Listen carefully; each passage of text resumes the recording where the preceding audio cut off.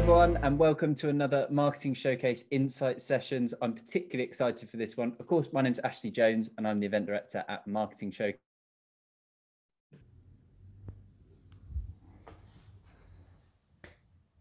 Oh, my internet obviously cut out at this point. Sorry about this, guys, but as you can see, I'm recording the Insight session. I'm just editing it now. Recording the Insight session where I'm joined by Liam Aldridge. This was his intro, so yeah, I'll let you get back to it, but look forward to this one. Sorry about the lockdown barnet trim, by the way. I have got more hair in this episode, so enjoy.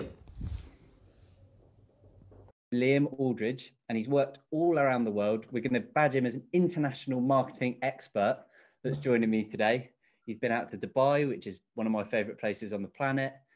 He's worked on campaigns like for people like Uber. He's doing some cool stuff at the moment with the FA, I know, as he starts a new role at Fuse International as a midweight creative. The first thing I want to speak about, Liam, obviously, Liam, hello, welcome. Hi. Yeah, I'm good. Midweight creative. That's not like a physical description, is it? Yeah, well, it might be at the minute. It's like when you get the job interview, you either fall into lightweight creative, midweight, or heavyweight, depending on how lockdown's gone. Yeah, exactly. It's a bit like boxing. They where you just go in and then they fit you as they see fit. No, it's just yeah, I've been in the industry 4 or 5 years now, so kind of working my way up. So yeah, it's going well. It's going good. Good. Well, the reason I wanted you on was to chat about creativity in marketing, staying creative. You know, I've firsthand, we play Call of Duty fairly regularly together, so I hear all the stuff you're up to, and I know you're a genuinely creative chap. So I want to speak about marketing, how you come up with creative ideas, where you draw inspiration on, and hopefully that'll help myself and other marketers that are watching this to add some creativity into their marketing. So I want to kick things off and ask the importance of creativity in marketing. Is it an important thing to constantly be creative, or should you just be ticking the boxes? What do you think?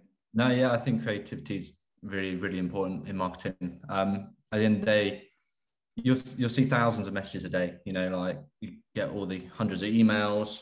You know, on Twitter, you'll get ads everywhere. Not necessarily just ads, but messages. And I think you need to, if you want your message to stand out, it needs to be creative, you know. And creative doesn't have to be big and flashy and, you know, bold. It's just say something that resonates with your audience, and say something a bit different, you know. And at the end of the day, we're all problem solvers. We're trying to, you know, solve problems, whether that's getting someone to sign up to your event, or whether it's getting someone to ride with Uber. You know, we have a problem, we want to solve it, and I think creativity is, you know, really, really important. And I think you said it really well there. You don't have to overdo creativity. You know, it's not about being big and flashy. Sometimes the most creative idea is probably quite a simple one. Yeah, it's about saying the right thing, and that usually is the most simple and succinct thing. It's not saying you know, 100 different things. You got to say one clear message and say it, you know, in a simple, creative, clear way. That's a very simple way of putting it, Liam. Yeah. Before we get into the next question, I know I did ask you, because we're after work hours. Now, I'm not endorsing or anything, but we're allowed to have after dinner beers. So cheers to creativity, right? Cheers to that. Let's talk about examples of that. I mean, I'm sure you probably watch TV and listen to radio, and you're constantly evaluating the ads as a creative yourself. Do you find yourself doing that? And what are some good examples that you've seen recently? Yeah, as well. I try not to watch too many ads, because yeah, you do kind of not always critique. That might make myself sound a bit big-headed when you critique stuff, but actually you see a lot of stuff and you think, oh, I wish I did that, or wish I thought of that, or how on earth did they think of that? That's amazing, you know. But I know we're both into our gaming, so I've picked a gaming campaign which was from Wendy's over in America. And this was a while ago when Fortnite was big, and I know we spent many an hour on it. Can't give that away. Many a non-work hour, I'll say. But yeah, so Wendy's, you know, Fortnite was just kicking off. Brands always think, how do we get into gaming? And well, they weren't actually. Let's be honest, they weren't thinking, how do we get into gaming? Because it was a really new kind of thing. And Wendy's noticed that one of the characters looked like their mascot. So what they did is they did a Twitch stream and went around with the character and a pickaxe, just destroying all the freezers in the game, on a mission to keep Fortnite fresh, because all their food is fresh, not frozen. And you know, that cost nothing really, relatively. They got one of their employees to Twitch stream whilst they went around and smashed up freezers. But yeah, you know, people watched it, people engaged with it, other people tried it, and they didn't, you know, have to pay Fortnite to do it because it's a free platform to Twitch stream and stuff. So I think that was clever. That was smart. Yeah. Those are very kind of innovative. They're original ideas was what I was looking. Do you always have to be original? Does your creativity need to come from, this is a brand new idea that I've had and it's my idea? Mm-hmm. Is there a way to start imitating creativity? You see that Fortnite idea and you think, oh, do you know what? Actually, I could do something on Call of Duty, or I could do a similar thing, but in a different space.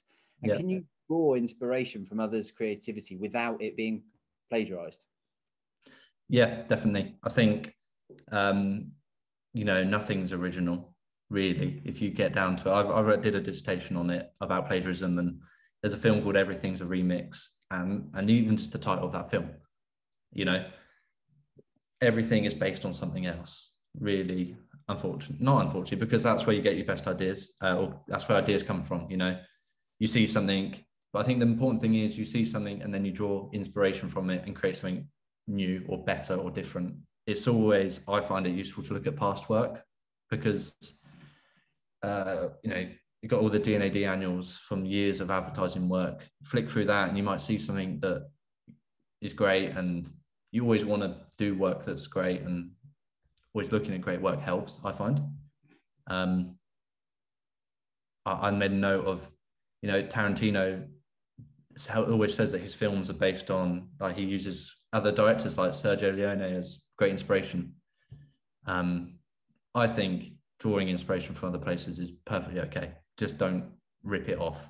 Now, obviously, I mentioned we knew each other at school, and backstory for anyone that's watching, we were obviously the resident DJs on Wacky Wednesday and Freaky Friday, our school radios. And as I introed you, you've come a long way since there, but I always knew you were a creative person. You always were somebody at school that had a lot of ideas. I've had the pleasure of knowing you for many years since.